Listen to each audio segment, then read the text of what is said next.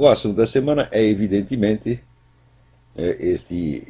a decisão do governo brasileiro de não extraditar o Cesare Battisti.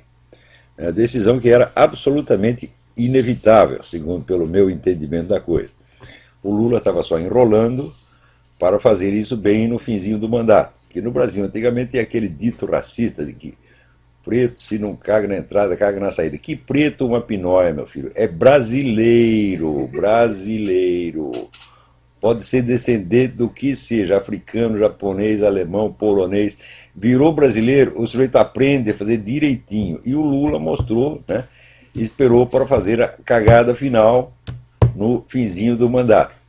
Tá certo? Cagada, em primeiro lugar, do ponto de vista moral e jurídico. O homem é notoriamente um assassino, não tem desculpa porque ele fez, e justamente por isso o governo brasileiro gosta dele. Sabe que o governo brasileiro adora coisa como Farc, MIR, né? Essa putada toda. Ouviu falar que os sujeito é um terrorista, eles já ficam tudo de calcinha molhada, no ministério inteiro, né? O Lula, então, né, se apaixonou pelo Cesare Battisti e fez esta cagada monumental. Cagada, em segundo lugar, do ponto de vista diplomático, porque o mundo inteiro está contra, está todo mundo escandalizado. A Itália, então, nem se fala. Na Itália, todos os partidos italianos, mesmo de extrema esquerda, estão chocados com este negócio. Agora, o pior é o seguinte, eles ficam chocados com a coisa, mas os comentários são o seguinte: imagina o Lula, um homem tão equilibrado, tão democrático, o que deu na cabeça dele, né? O que prova que os camaradas não têm a menor ideia de quem é o Lula, do que é Foro de São Paulo e como funcionam as coisas na América Latina. Quer dizer, a mídia mundial fez um consenso, vamos dizer, de bloquear a história do Lula, assim como bloquearam aqui na história do Barack Obama, ninguém pode saber de onde veio o cara.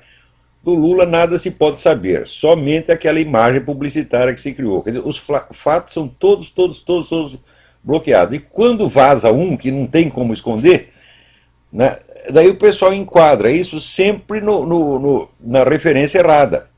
Eles não têm o contexto, né, correto para entender exatamente o que está acontecendo.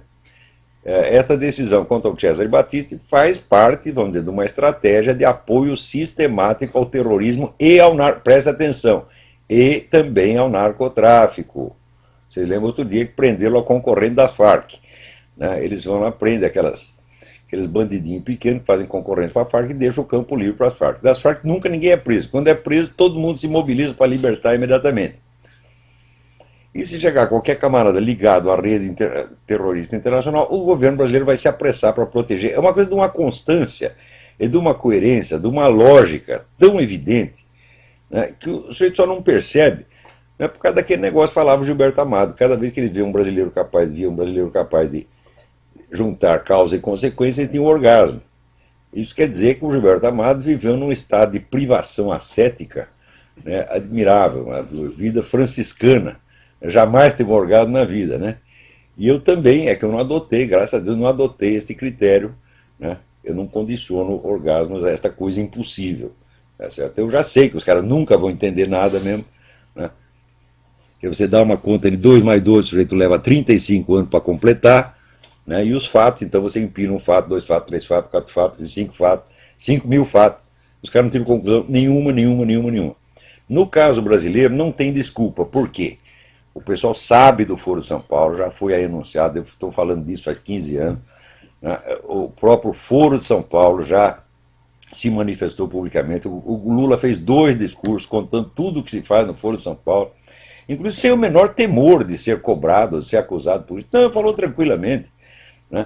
Contou lá, não, nós tramamos lá o plebiscito do Hugo Chávez, botamos o Hugo Chávez no poder e o conservamos lá, que confessa uma intromissão na vida política do país estrangeiro, ninguém nem liga. Né? O brasileiro virou uma espécie de ímen complacente, né? Aceita até piroca de rinoceronte e não sente absolutamente nada. Né? No dia seguinte está intacto. Como diz o cara, é uma resiliência formidável. Né? O brasileiro tem resiliência anal. Né? Então, agora, os estrangeiros, coitados deles, não têm culpa, porque eles não recebem informação mesmo.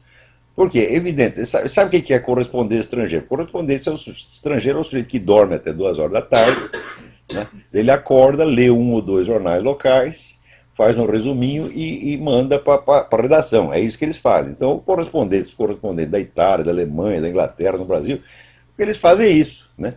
Quando aparece o sujeito trabalhando um pouquinho mais, que nem o Larry Rotters trabalhou, descobriu umas coisas, vira um escândalo nacional.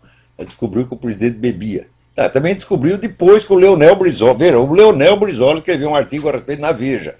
Então, né, quem é que não sabe?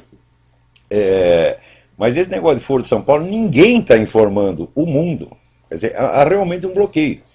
Isso aí só se explica pelo fato de que 5 ou 6 potentados, né, que dirigem a ideia de nova ordem, a aplicação da ideia de nova ordem global, compraram todos os jornais da Europa, os principais jornais da Europa, dos Estados Unidos, os principais canais de televisão. Então eles, né, selecionam o que pode sair e o que não pode sair, né? Então, o Foro de São Paulo continua oficialmente inexistente.